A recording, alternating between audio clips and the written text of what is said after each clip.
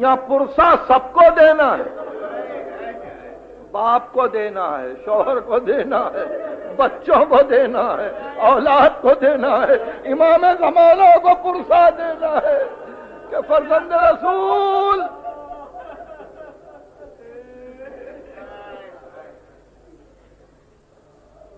بہرحال وہ دعائیں دینے والی، وہ مسلسل آپ کے لیے بے چین رہنے والی، وہ جو آپ کو ہمیشہ آباد و بامراد دیکھنے والی بی بی، وہ وقت بھی آیا کہ جب بے اختیار ہو کے اسما سے کہا، اسما اب میں آخری اطاعت کے لیے جا رہی ہوں، اسما باہر سے دروازہ بند کر لے، اب کمرے میں کوئی نہ آئے۔ شام ہوئی، نماز کے فوراً بعد بچے آئے، دیکھا دالان میں صحن خانہ میں ماں نظر نہیں آتی، بے اختیار کا اسما اماں کہاں ہے؟ اسما نے ہاتھ جوڑ کے کہا، شہزادو غذا تیار ہے، آپ غذا نوش کریں، ماں عبادت کر رہی ہے۔ تو بے اختیار کہا چھوٹے شہزادے نے کہ اسما کبھی ایسا ہوا ہے کہ ہم بغیر ماں کے کھانا کھائے ہوں؟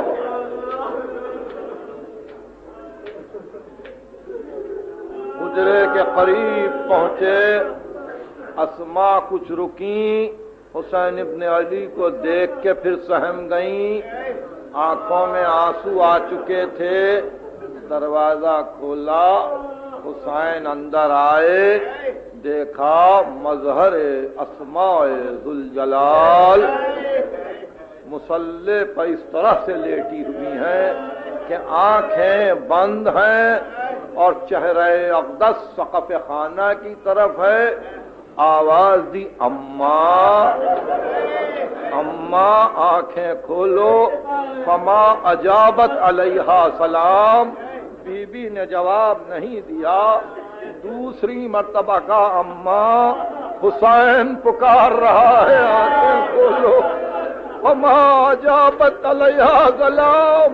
تیسری مرتبہ حسین ماں کے سینے پر گر پڑے، ماں نے دونوں ہاتھ بیٹے کے گلے میں ڈال دیے اور کہا، صبرن یا ابا عبداللہ۔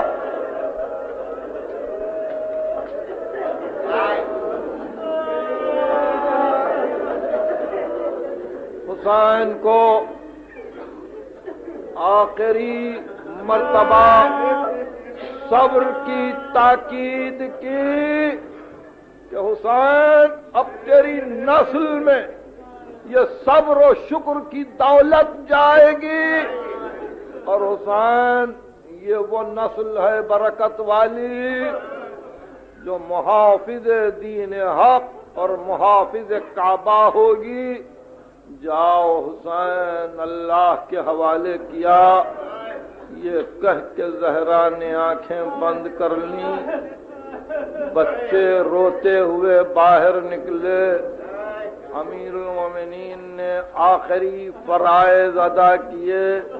میں ایک بات شہزادی کے متعلق نہیں سمجھ سکا، آپ بھی کوشش نہ کریں سمجھنے کی، مگر ذہن میں رکھے ساری وصیتیں کی، غسل کے لیے وصیت کی، کفن کے لیے وصیت کی، حنوط کے لیے وصیت کی، جنازہ کب اٹھے وصیت کی، لاش کس طرح سے رکھی جائے وصیت کی، تابوت کیسے بنے وصیت کی، بچوں کو وصیت کی، حسین سے گفتگو کی، زینب سے گفتگو کی، مگر ایک بات، ایک اشارہ، ایک وصیت زہرا نے نہیں کی۔ اس بیٹی نے یہ نہیں کہا کہ یا علی مجھے باپ کے پاس دفن کرنا، یہ نہیں۔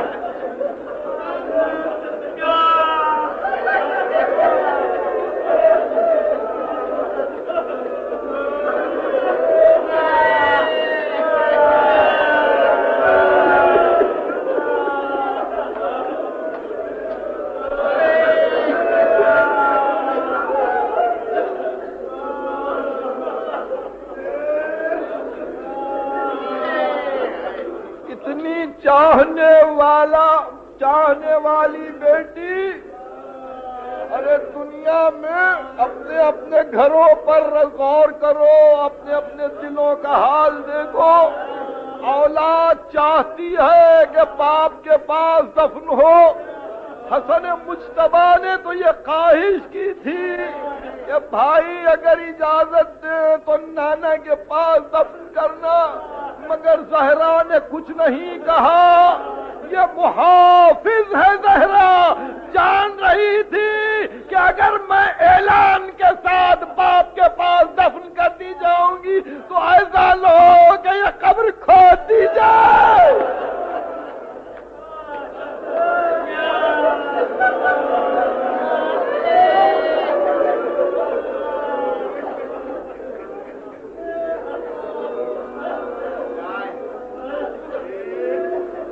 وصایا فاطمہ میں، زہرا کی وصیتوں میں یہ وصیت نہیں ہے کہ کہاں دفن کی جائے، اور امیر المومنین بہتر جانتے تھے اس اشارے کو۔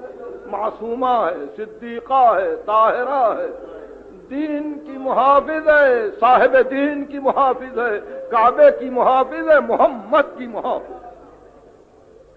کہ یا علی جہاں مناسب سمجھو دفن کرو، جہاں مناسب سمجھو دفن کرو۔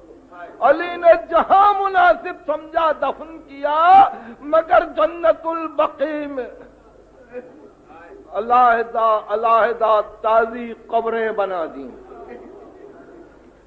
رات کو سیدانی کا جنازہ اٹھا، بچے ساتھ گئے، کوئی اور نہیں گیا۔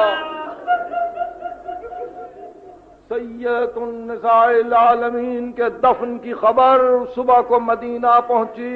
مدینے میں شور ہوا، باپ کو رونے والی مر گئی، مدینہ سنسان ہو گیا، مدینہ اداس ہو گیا۔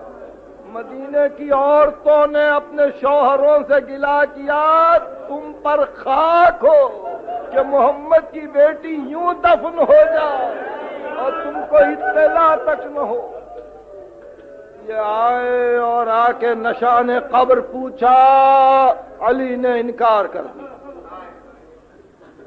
گئے جنت البقیع میں اور جا کے کہا کہ ہم زہرا کی قبر کھودیں گے، لاش کو نکالیں گے، نماز پڑھیں گے، پھر دفن کر دیں گے۔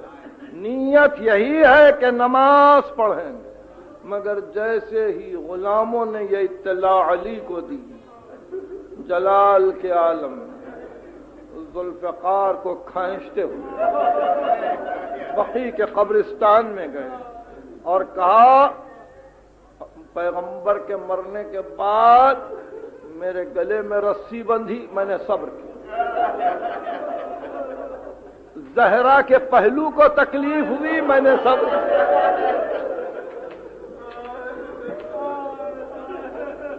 میرے بچے کو زحمت ہوئی، میں نے صبر کیا۔ زہرا کا حق چھین لیا، میں نے صبر کیا، مگر آگاہ ہو اللہ کی قسم، اگر کسی نے زہرا کی قبر سے بے ادبی کی تو آج یہ تلوار کھینچے گی اور مدینے کی گلیوں میں اتنا لہو بہے گا کہ ملت قیامت تک یاد کرے گی کہ علی